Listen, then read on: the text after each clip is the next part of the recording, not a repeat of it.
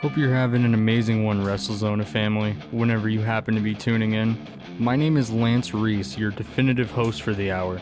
I've been a fan of professional wrestling since I was about 6 years old, begging my parents to buy me action figures ever since I saw videos of Jeff Hardy's Swanton bombing on YouTube. We got another packed episode for you today, as we here on episode 7 of Wrestlezona on 88.7 The Pulse will cover what's happening in the world of WWE, All Elite Wrestling, the Indies, and even wrestling here local in the Valley. Stay tuned to hear results from the 2025 Royal Rumble that took place in Indianapolis, upcoming shows here in Arizona, and more all coming up. We have some exciting segments coming up this hour, such as our 10-bell history, and we also have an exclusive interview with the Soul Fighter Joe Graves. Hopping into the wonderful world of WWE, we have the results of this last week's Royal Rumble match in Indianapolis, Indiana. This match took place Saturday, February 1st, at the Lucas Oil Stadium. The night kicked off with Stephanie McMahon giving a remark to the crowd, thanking the WWE Universe for being 70,000 strong at the stadium. We then make way into the Women's Royal Rumble match, where it kicked off with Io Sky and Liv Morgan. The following entrance was Roxanne Perez, Lyra Valkyrie, followed by Chelsea Green, B-Fab, Ivy Nile, Zoe Stark, Lash Legend, the number 10 entrant, Bianca Belair, Shayna Baszler, Bayley, Sonya Deville, Maxine Dupree, Naomi, Jada Parker, Piper Niven, Natalia, Jordynne Grace from TNA, Mitchin, Alexa Bliss making a return for after some years, Zelina Vega, Candice LeRae, Stephanie Vager, Trish Stratus, Raquel Rodriguez, entrant number 27 and eventual winner Charlotte Flair, then followed by Gia, Nia Jax, and then a surprise entrant at the number 30 spot of Nikki Bella. Some more details about the match. There were nearly a dozen and a half competitors still in the ring when Nia Jax entered at number 29, but she went on a ridiculous run of eliminations to clear out the field. However, Charlotte Flair, who I mentioned was the winner, was able to catch her in a compromised position on the ropes and dump her. The big news out of the Women's Royal Rumble, though, was clearly the return of Alexa Bliss, which no one saw coming and got the Indianapolis crowd hyped.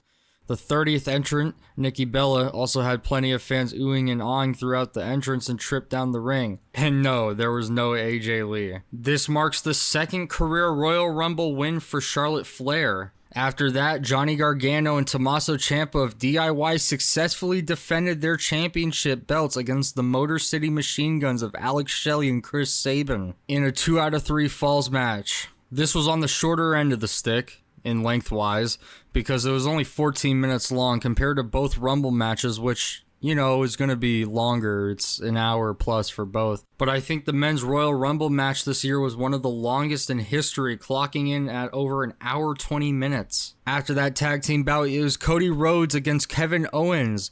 Both the Undisputed and Winged Eagle Championship belts were suspended above the ring in a ladder match for the Undisputed WWE Championship. This match was just under 30 minutes and Cody Rhodes defeated Kevin Owens. About what I expected, but it was a pretty good match. They took some solid bumps and they both looked really tough out there, and they did what they do best. And they really saved the best for last, the men's Royal Rumble match. We start off with Rey Mysterio and Penta kicking things off. Feels like a passing of a torch moment. Followed up by Chad Gable. Followed up by Carmelo Hayes, Santos Escobar, Otis, Braun Breaker. And then Akira Tozawa, who gets hit from behind and is replaced by Ice Show Speed, popular YouTube streamer. Speed takes a brutal bump from Breaker, a brutal spear, and then is eliminated pretty close on. Followed up by Speed is Sheamus, and then Jimmy Uso. Followed by Andrade, Jacob Fatu, Ludwig Kaiser, The Miz.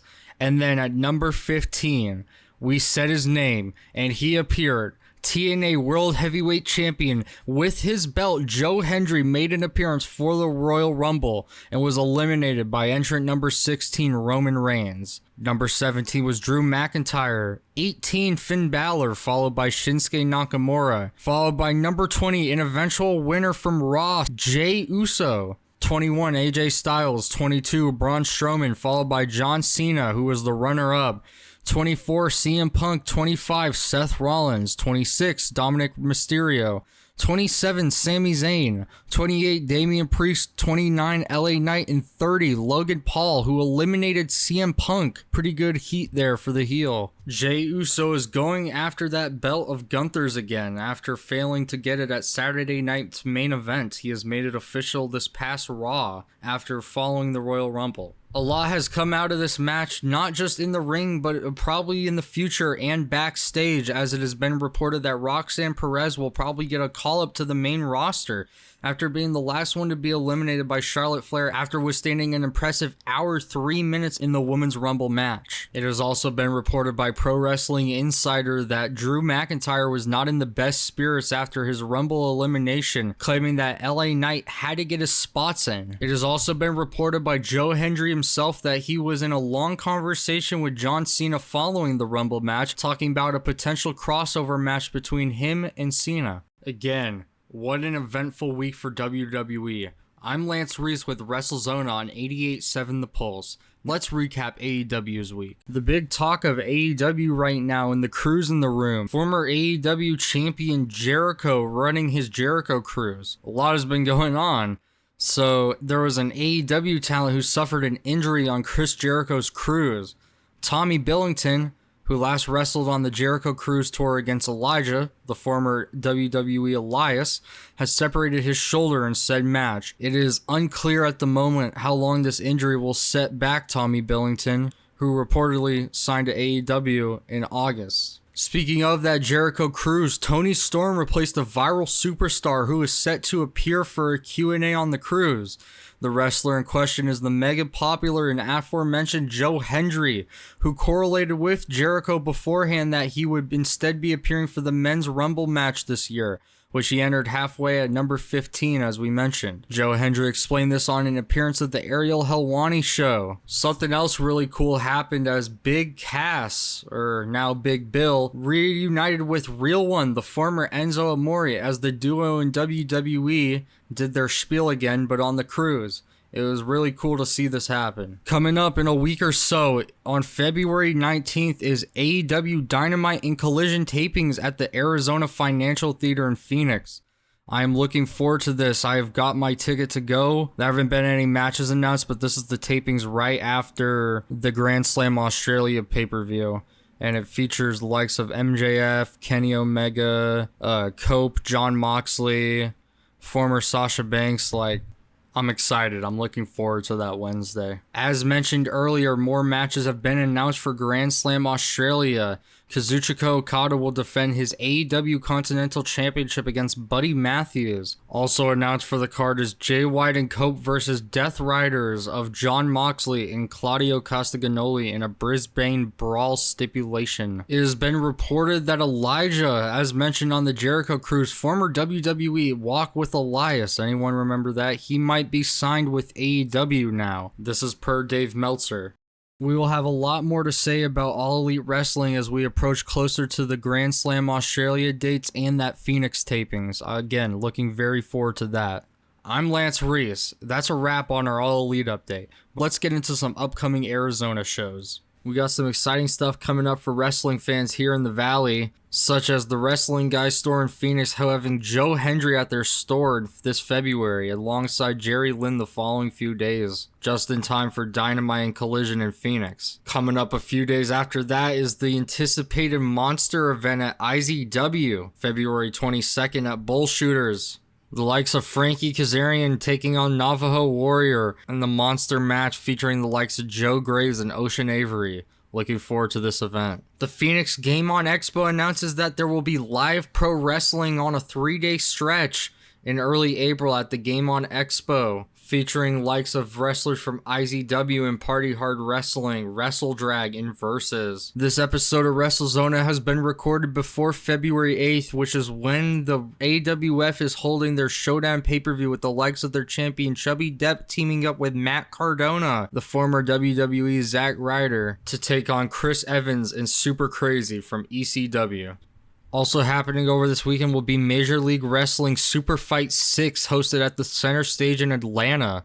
The likes of Donovan Dijak will be taking on Filthy Tom Lawler in a grudge match. Alex Kane versus Matt Riddle versus Satoshi Kojima for the World Heavyweight title fight, and more. For TNA fans and Josh Alexander, Jade Chung is going to be joining the Maple Leaf Pro Wrestling broadcast team in Canada. Pretty interesting.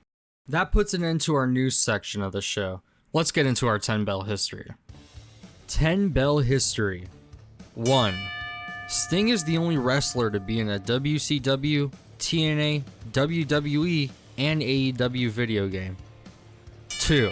The original idea for WWE SmackDown was for an all-woman wrestling show. 3. Eddie Guerrero's father, Gory Guerrero, invented the camel clutch. 4. The British Bulldog lost his European, Tag Team, and IC titles to Shawn Michaels in 3 different matches.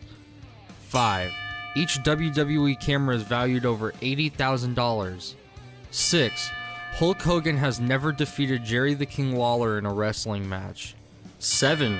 Chris Jericho named his son after Ash from the Evil Dead series. 8. The earliest WrestleMania on a calendar year was held on March 14th. 9. WWE's Victoria once performed as a cheerleader at the Pro Bowl in Hawaii. 10. Jonathan Coachman is the all-time basketball scoring leader at McPherson College in Kansas. That wraps up our 10 bell history. How is everyone's weekend so far? Any good wrestling shows you've been to? Any upcoming? Let me know on Instagram. At Wrestlezona is where you can find me. I'm Lance Reese with Wrestlezona on 88.7 The Pulse. Now let's get into our interview with the Soul Fighter, Joe Graves. Alright, so, who are you?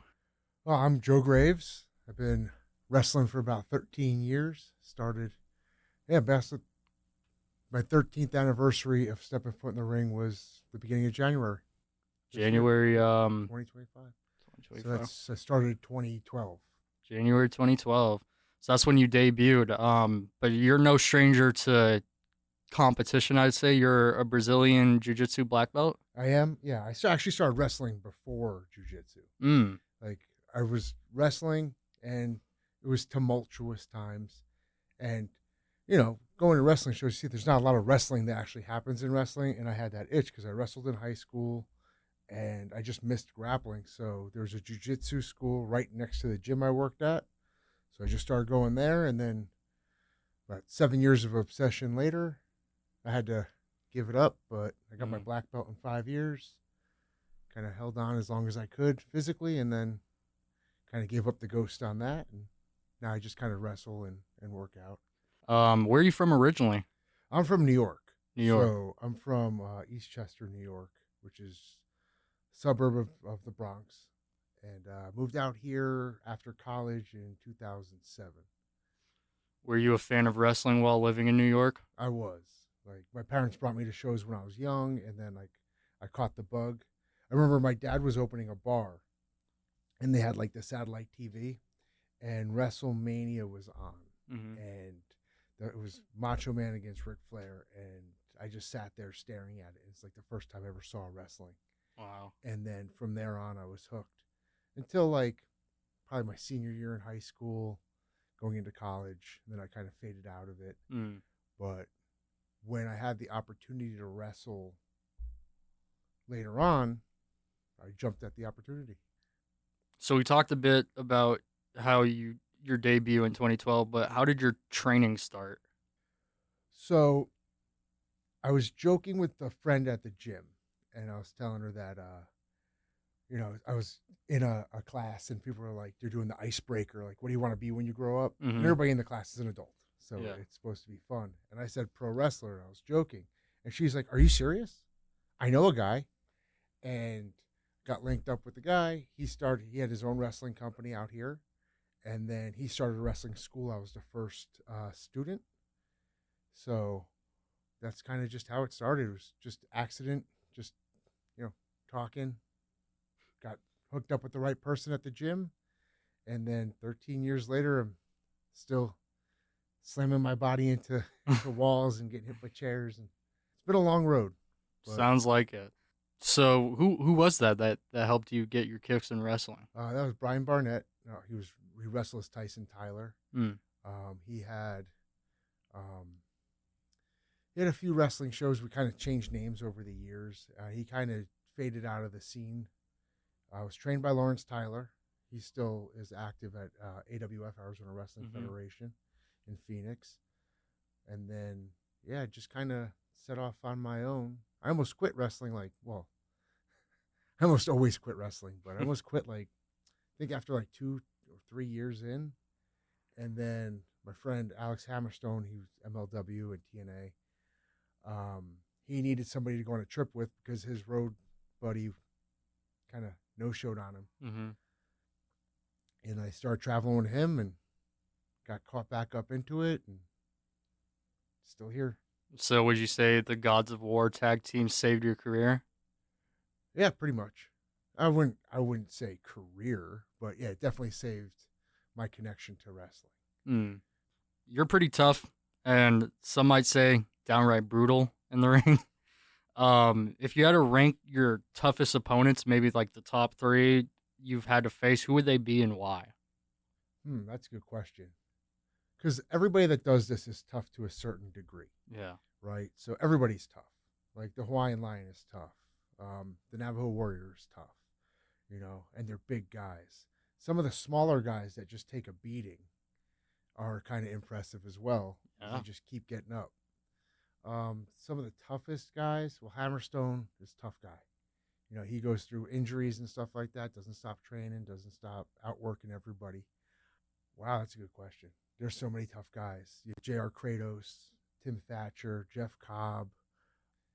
I would say Gallo, because as much times as he gets hurt and hurts himself, he's still, at one of the PCW shows, he partially tore his bicep before the show. They cut his eye open because he has that chain he comes to the ring with. Oh, yeah, that was at the 6-year anniversary show? Yeah, he still wrestled the whole match. Wow. I didn't even know about the bicep thing. Yeah. So, I see him and he has ice pack on his arm, and I'm like, what happened now? He's the only person I know that's hurt more than I am. And he loves wrestling. That's just how it is. There are so many tough guys, though. Yeah. You mentioned Jeff Cobb, who you fought in Premier. Yeah. What was it like wrestling for Premier? I loved it. It was a great opportunity to kind of showcase a different aspect of wrestling, kind of an aspect that gets lost a lot or underappreciated, because it was more of like a shoot style wrestling promotion, where the grappling and the work was, well, the preeminent thing in the show. So you get to really showcase your athletic ability, right? Because wrestling is a lot of backflips and doing dangerous stunts and things like that, where Premier was kind of that nitty gritty of storytelling without the explosiveness, right? You're grappling, you're showing the art of kind of a shoot style. It kind of takes back from the sports entertainment style and back into classic wrestling. Yeah, like that King of Sport. Yeah. Old European wrestling with they had rounds matches. We did that in Premier. So a lot of guys got their start, especially the Europeans and the Canadians. Like those great workers got their start going to King of Wrestling. Their shows with the Cowboy Bret Hart going out to England and doing that. So it was a lot more in that vein. So I got to wrestle. I wrestled Jeff Cobb and Tim Thatcher in the same night. Yeah. At one of those shows. What's it like? Great. What's it like performing twice in a night? When I was younger, it was no problem. Now, as long as I stay warmed up, I'm okay. But it's after the show where the adrenaline really does drop, and then you're like, oh, what did I just do? What did I do to myself? Where'd the war chant come from? So I didn't give myself the moniker God of War, right? Joe DeFalco from Future Stars of Wrestling in Vegas put Alex and I together as a tag team and called us the Gods of War. I kind of stuck to it because we knew Alex was going to go on to bigger things. Like I was like the wrestler of the team, right? That he would learn, build up, and then go on to great things, which is what happened. So I kind of leaned more into that kind of mindset of the God of War. So it just kind of stuck with me as he went on to just be Hammerstone and go on to greater things. The war chant, I was just like, I want, when I go out to have a match, to almost be like a rock concert. Right? Yeah, it's only like 10 minutes, right? From curtain to curtain. But especially at the time, they didn't have like a real purpose for me. So I was wrestling like mid-card matches against whatever big guy that just showed up to FSW. Like most of the time, I didn't know who I was working there until I got there. Yeah. So I was like, well, I'm basically have to make these matches up myself, like carry the burden and stuff like that. But I want there to be excitement because a lot of wrestling shows get long. A lot of matches kind of get repetitive. Everybody's trying to do everything to show off. What could I do? I'm like, let's start a chant, right? And what's a good chant? Just start the war chant. Because when I'm yelling that, it just kind of sounds like barking. But over time, it kind of caught on. And then now I don't even have to start the chant. It kind of goes for me. Yeah. But there's a similar thing to having a gimmick like that and doing like a shoot style wrestling. Because when you do a shoot style wrestling, like where it's like more realistic, the fans are going to watch. Not everything is going to create the pop or the cheer from a crowd. When you start like a chant or something like that, at first nobody's going to know what's going on. Like they might not be there with you. But if you stick it out and kind of teach the fans what you're trying to express to them, then it'll start to connect and get over with them. Mm. Yeah, I agree with the chant not ringing at first kind of ordeal. I remember at Looks That Kill, kids behind me were, screaming for EJ Sparks, but they kept getting his name wrong. It went from AJ Sparks, EJ Sparks, RJ Sparks. But that's the thing, like it takes time to develop those things. Like when you watch wrestling on TV, they're explaining everything to you. When you go to a live show and you don't have the benefit of commentary, what do? You have to kind of hammer until the people understand what you're doing. And then they get right in. Right? Especially like when you hit a lull on a show and then my music hits and I'm with the fans and I'm doing the chant and I'm going around to the kids, getting them re-engaged, getting them fired back up. Because some of these wrestling shows get long. Yeah. You're there 3-4 hours. Like Phoenix Championship Wrestling is good. They try to keep the show tight.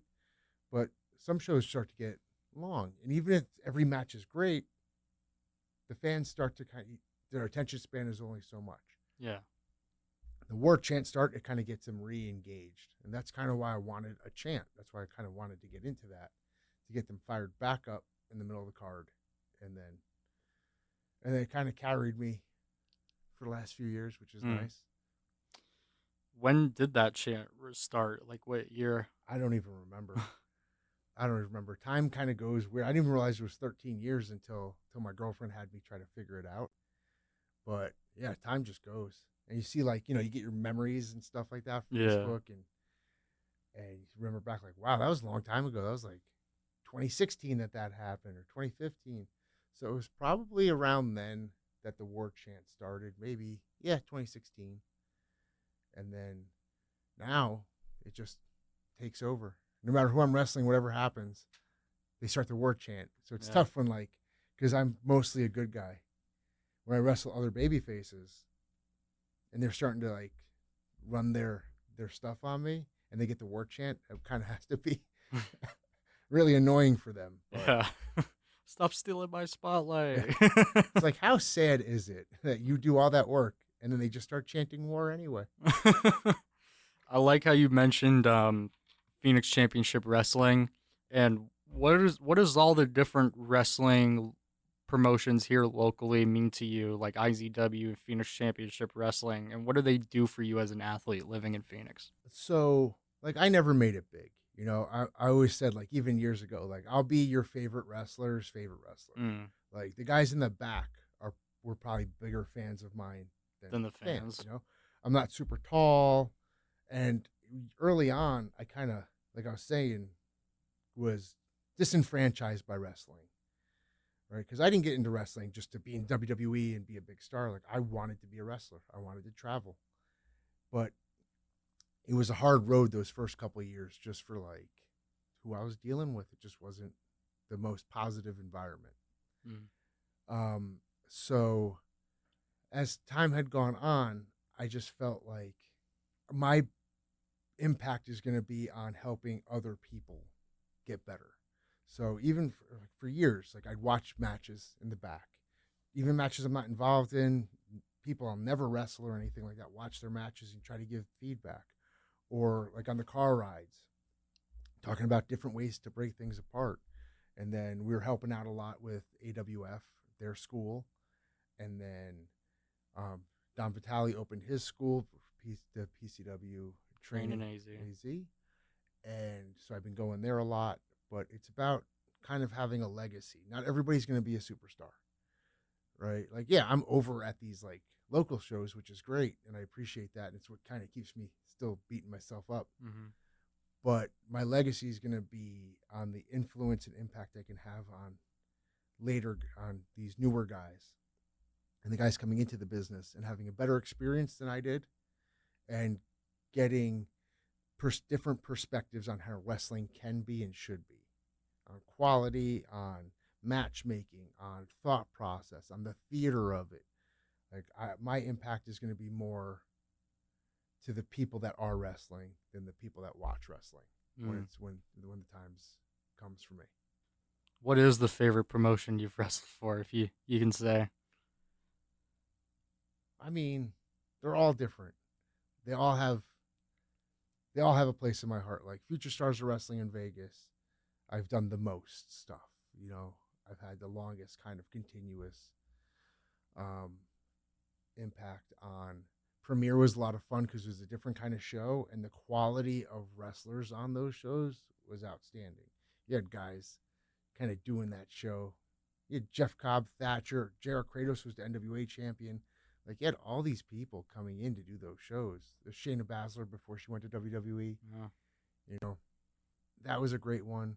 Phoenix Championship Wrestling here is great. The quality of the show and the high level of expectation that they put on the matches, especially with their students, because the show really is a vehicle for their students to learn how to be in matches and how to get better and, you know, carry storylines and work in the ring.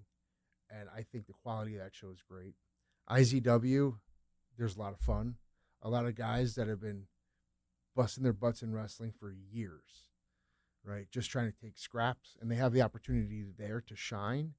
And over the last, I'd say 2 years, especially the last year, a lot of guys have really started to get in the forefront and then run with it at that show. So there's no bad wrestling shows. Every time you get to do something like that, you have to appreciate that you're there. Now, sometimes you go to a place and it's like 8 people show up and the ring is dangerous, and sure, That's a whole different conversation. but when it comes to like wrestling promotions, like ones that have been long standing, like those, there's no bad show. There's sometimes a bad experience, or you have a bad interaction with another wrestler or a promoter. Like, I never cared. I never had bad experiences because I am the bad experience. You're going to have a bad experience with me. Like, there's a time I was pretty sure that guys would get booked to wrestle me just because they made that promoter mad. Beat him up, Joe. So, and if it was a guy I didn't know, I'd go up to the promoter. I'm like, did he do something wrong? No, why? Oh, just wondering. Just wondering why you put him with me. Because I think like there is a brutality to wrestling, and there should be. It's not all fancy, right? Like, people want to believe. When they sit down, you can be told all kinds of things. It's fake. It's not real. It's this. It's that. It's a trampoline. But the biggest compliment I ever got in wrestling was I hit somebody, and a fan yelled, "Doesn't he know this is fake?" Wow. And it's like, it's not fake. Like, I have a limp to prove that. But yeah, there is that like that visceral feeling you get watching combat sports, right? Wrestling has a flair, has theatrics to it, but it's dangerous, right? We put our bodies on the line, right? And it's important that we get that across, right? So if you're throwing a punch or a forearm or something like that, you're clubbing somebody, like, remind the crowd, like, this stuff hurts. Not everybody can do this, right? So that's always been a way I thought about it. Like, protect each other, but you're going to be sore when it's over. Yeah. I'll try something different here. I call it this or that. Mm-hmm. I'm going to give you 2 options, and I want just your opinion on which suits you better. So, stipulation matches. Chairs or ladders? Ladders add a different element. Mm. Chairs, like, I think, like, I had a chairs match this month, Yeah. and it was fun. I never had a chairs match. I never hit somebody with a chair until I hit Kevin Koa with a chair. Oh, that must have been great. Um, but yeah, ladder matches. There's more fun. There's more dynamics. A lot of times there's multi-man ladder matches. There's just the added element of danger, Mm-hmm. right? I think there's the ladder matches. Match type: singles or tag team? Singles. However, tag team matches, I do have the opportunity to sit in the corner and talk to the fans and not really pay attention to the match. That's more likely like the multi-man matches. Yeah. But I had so much fun being in a tag team, especially with Hammerstone. Like, we just had fun. We were friends. We talked. We hung out. We did whatever we wanted. But singles matches it's about you. Yeah. Right? And you can be a lot more dynamic in the thought process of putting a match together. Tag team matches, there's a lot of moving parts. A one-on-one match, I can dictate the entire story and express the kind of the plot and the themes and kind of have time to attack all those things and then hit all my moves instead of watching somebody else hit their moves. You get to paint the portrait yourself instead of sharing the brush. Yeah. What's your most fond memory as an in-ring athlete? Wow, that's a good question. I have a lot of those, actually. There's quite a few. Like, looking back, now that I'm old, I can look back and be like, you know what? All those times I was kind of cranky about wrestling, it was a lot of fun because you get to travel with your friends, and we joke like we're here to make memories with our friends, but like that's kind of what everything is, you know. I remember when I won the ladder match for the Cash in the Case at Future Stars of Wrestling. That was fun because I wasn't going to climb that ladder, so I made the referee grab the ladder and hold it so I can climb it and get it. Because after everybody's like banging into it and slamming it, that was fun. I hit like 7 Germans in a row in that match. That was a good time. The night I wrestled Cobb and Thatcher in the same night in Premiere, that was fun. Yeah, I've had a lot of good experiences wrestling. That's great. You had a match against Billy Gunn. Oh yeah, that was terrible. You lost. That was terrible. What happened there? Billy Gunn's still in great shape. He's still the man. But I don't know. It just didn't go great. I don't like wrestling guys that are like WWE guys. Mm. I've had good experiences with them, but like I want to be in charge of the match. Like I do this so I could be creative. Like it's my way of being like because my girlfriend says, "Oh, you were a theater kid that just played football instead," which is true. And this is my like way to do that. When you wrestle guys like that, they're just going to dictate the match, and it's just going to be. They're just there to sell some T-shirts and make their payday. That's like Dolph Ziggler came to Nick Nemeth came to IZW, and I've never seen somebody that's been everywhere be so excited to wrestle. Wow! Like they had that 4-way match at IZW. He was just as excited as the 3 guys he was wrestling. They had the opportunity to be in the ring with him. He was just as excited putting that match together. Yeah. Like one of the kids. And that's like a love of wrestling, right? A lot of guys, they do the shows because this is their career. So, I saw that. I was like, wow, Nick Nemeth is the man. Yeah. And he had the belt on him at the time. Yeah, TNA champion. But he's a guy that's been everywhere. Oh, yeah. He's a guy that you have to respect because of the work he's always done. And then when you see him at a show at a pool hall. Yeah. Right? That was sick. Taking Death Valley drivers and brain busters, like you're like, wow. And the upside down super kick spot. Yeah, the inside out super kick. That was great. Right? That was a great match. And he was just as excited to put it together. And you don't get that a lot. So that's why I don't like wrestling fed guys. Too much. Yeah, I like to be in charge of the thing because that's what's fun for me.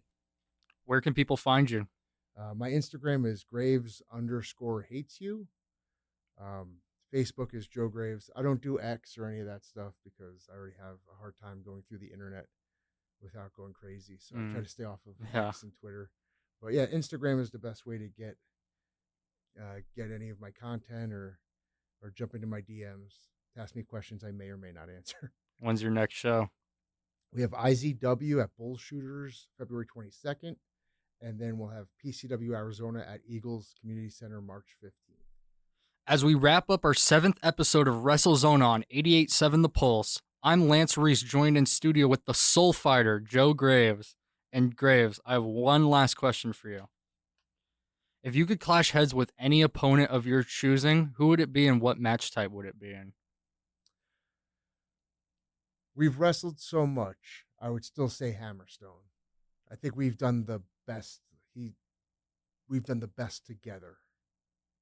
Like, he knows everything I do. I know everything he does. And there was a time where we were wrestling like basically every week against each other. Mhm. We would travel to different states and wrestle each other, but it would still be him. I would always wrestle Alex. That would be my number one and only choice Just a good, reliable chemistry to have. ever. Right? And he knows what I'm capable of, so he'll push me to do more. You know? Even when I'm like, oh, I don't know if I could do that anymore, he's like, you can do that. And then we have the match and I could do it. It's no big problem. Yeah. Well, thank you, Joe, for coming on the show. Thanks, I Lance. appreciate it. Thank you. That will put a tight little bow on the end of our hour for Wrestlezona. I am Lance Reese, and you have been listening to Wrestlezona on 88.7 The Pulse.